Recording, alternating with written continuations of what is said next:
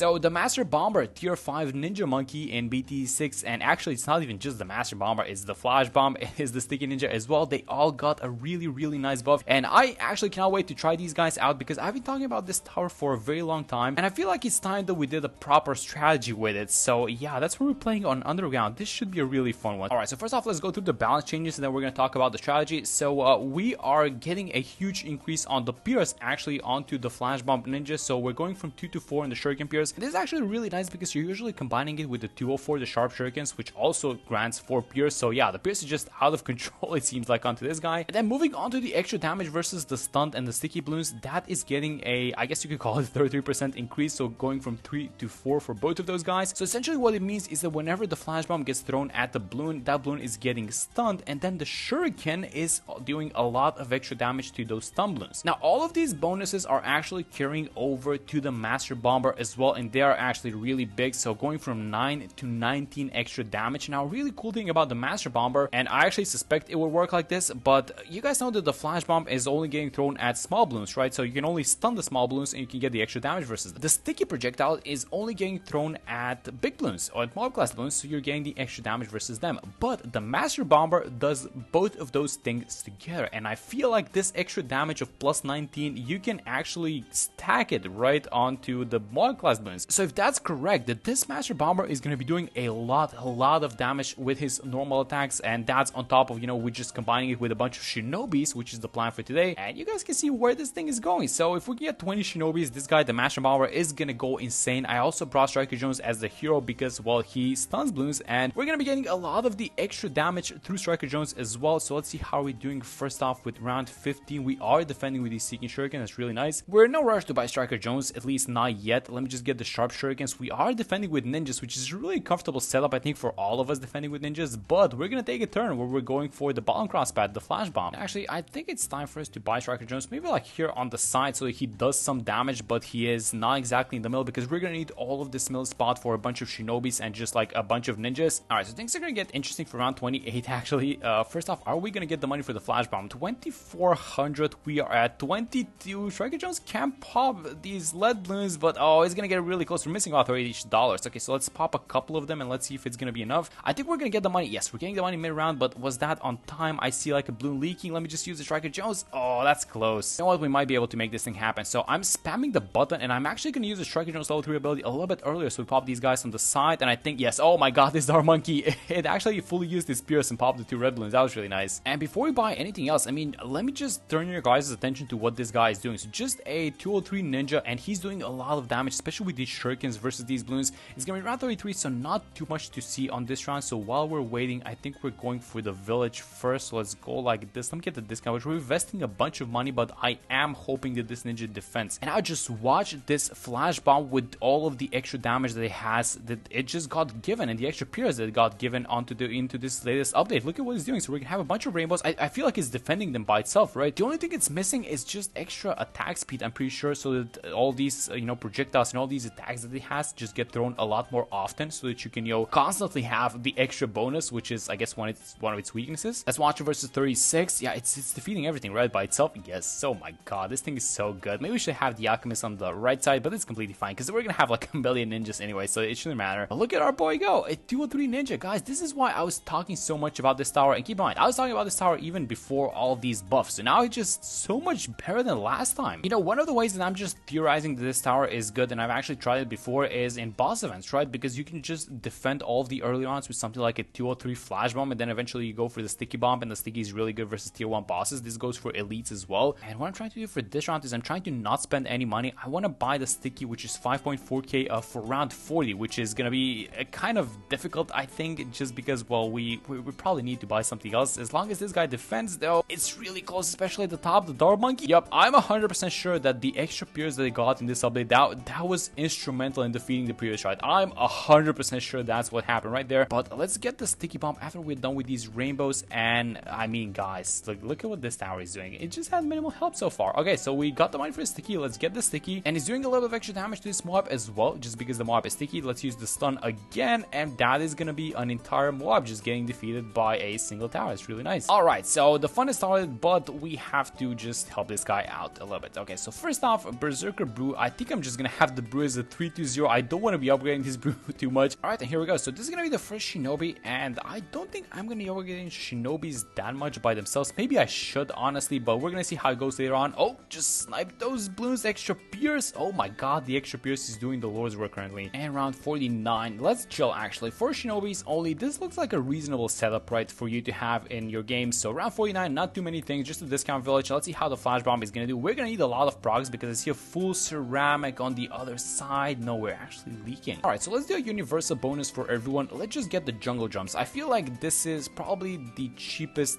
thing that we can do that's gonna have the most effect for this round. We can also buy like one more shinobi, I think, so let's just buy it. Why not? Let's just get the extra attack speed and pierce. So let's go like this in range. Yes, there we go. So 5 shinobi so far. We are far off of 20, but guys, when we get 20, this guy's gonna win the game by himself, by the way. Okay, so let's see how we do 49 now. I don't think that we... Oh my god, it's not even close. Wait, what just happened? Did we just blow back like 2 ceramics with the distraction and that was the end of the round? Yeah, I feel like there's this point which you reach with the amount of shinobis that you have and the amount of buffs that you have, where once you reach that point, you're gonna be fine for that portion of the game that you're into. If I don't buy anything up until round 60, I think we're gonna beat all of the 50s just with the setup that we have. Let's actually watch. This round 53 is gonna have like 3 Moabs onto this one and a bunch of small balloons, and so far it is going amazing. So ceramic balloons and Moabs onto this one, I'm not seeing any issues, guys. I'm playing fast forward, 3x speed, and nothing is even passing. Yeah, 5 shinobi seems to be the sweet spot for these guys. Round 57, I don't think that we're gonna be overwhelmed, guys. This guy has just so much pierce, it feels like. Round 58, a bunch of Moabs and ceramics, still not budging. We have saved up $21,000 with the setup that we have. Okay, you know what's gonna be a problem for this tower though? 63 probably. 63, 64, a bunch of Moabs, and then a lot of leftovers. Let's see how we do versus the BFV. We can stun them. Let's actually stun them, and that should be about it. I mean, once the flash bomb goes off, yes, there we go. And so a round which might cause troubles for us might be this one. So let's watch 63. The flash bomb is gonna need to do a lot of work on this round, and I feel like this might be the one. Yes, okay, so finally this is the round which we lose on. Alright, so let's try and fix that. Let's try and buy as many shinobis as possible with the $20,000 that we have, and let's see if, well, that's gonna make any difference. Alright, so up to 11. Let's try and fit these guys as nicely as possible. We spent a bunch of money, by the way. We're down to 14,000. I think we were up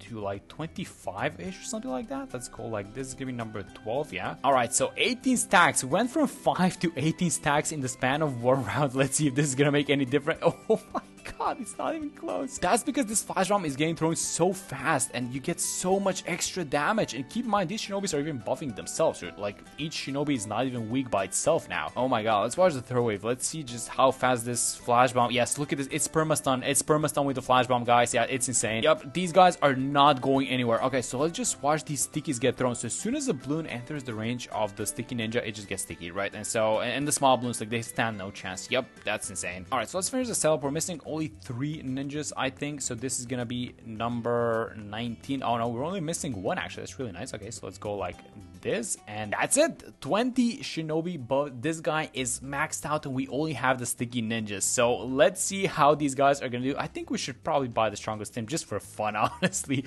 Like, so many ninjas, but I still think it's prioritizing this guy because it's the closest to him. We left a little bit of space with these guys. I guess our next tower that we're going for is gonna be the next power spike, and that's gonna be the master bomber. But we are gonna go through some interesting rounds before we can get to there. So for example, round 75 and 76, those are gonna be big ones. Those ceramics and 76 are not gonna stand a chance, right? They're just gonna get perma-stunned, I feel like. Let's watch this one. So a bunch of balloons and a bunch of RB actually on this one. Can we defeat them? I feel like there's gonna be no problem. I mean, the game's lagging a little bit with all these flash bombs and projectiles on screen, but other than that, we have no actual issues, guys. Let's watch 76. Yep, it's perma-stunning them. It's also attacking both sides at once, and with this extra damage that it's getting, yes, this is just such a great tower, guys. 77 has 5 BFVs. Let's see if 5 BFVs and their small balloons can overwhelm the sticky. No, they cannot overwhelm it. No, this is not even close. What are we talking about? And that's that, huh? With free play, or actually I should say rounds before pre-play, I guess 79 might be interesting to watch just because it has a bunch of regos and we have the distraction on every single ninja. So unless we're popping these guys in a timely manner, we might create a little bit of a rego farm and actually create some problems for ourselves. Let's just watch what happens on this one. It doesn't seem like it's an issue so far, I don't think. The more that I look at this tower, you know what it reminds me of? Of something like a 4.55 sniper.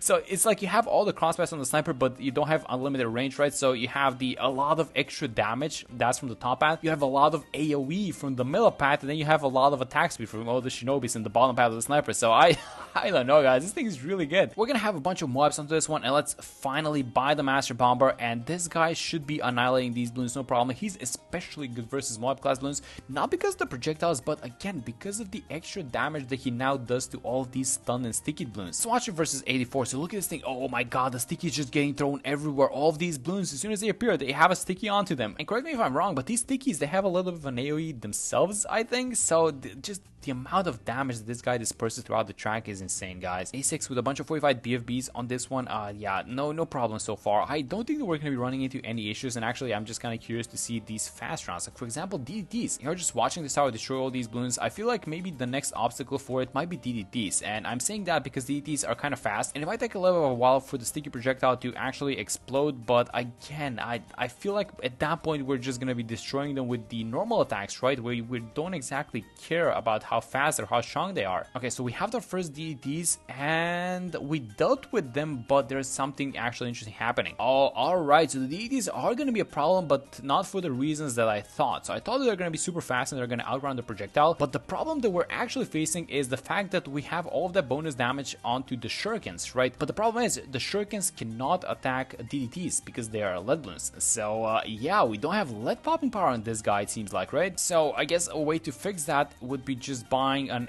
MIB village. I mean, I would really, let's just see if we got, yeah, there we go, we got the MIB buff. I would just, you know, normally buy something like a glue storm, but I feel like we don't need the extra +2 damage from the glue storm because, well, we're doing +38 damage from all the buffs that this tower just got. So yeah, there we go. That was so much cleaner around 93 and all these ETs, but 95 is gonna be amazing, right? Okay, so 94, this is gonna be one of those big rounds, and let's just slowly see what's going on. So we have all the charges getting thrown onto the big balloons. The small balloons, as soon as they reach, as soon as they come into the range of the Master Bomber, they just explode. Like nothing is even going in like the middle of the track. It seems like the guys at the bottom are just being held at the bottom, and just this top lane would just got absolutely destroyed. All right, so no more balloons coming out from the top, and it's dealing with both sides at once, guys. This is just such a great tower once you buff it up. I think I've actually seen this strategy done on Ouch chimps, if I'm not mistaken. Yeah, that's how good these Shinobis are. They might have been doing it like the Grandmaster or something like that, but I'm pretty sure this works as well. All right, so 95, really important how we deal with these DDTs. So we're gonna need the normal, the auto attacks to be dealing with them, and they actually are. This looks like it's a lot better than round. Let me just overclock, by the way, just because of why not? I just get even more attack speed. But yeah, this looks like so much better at dealing with DDTs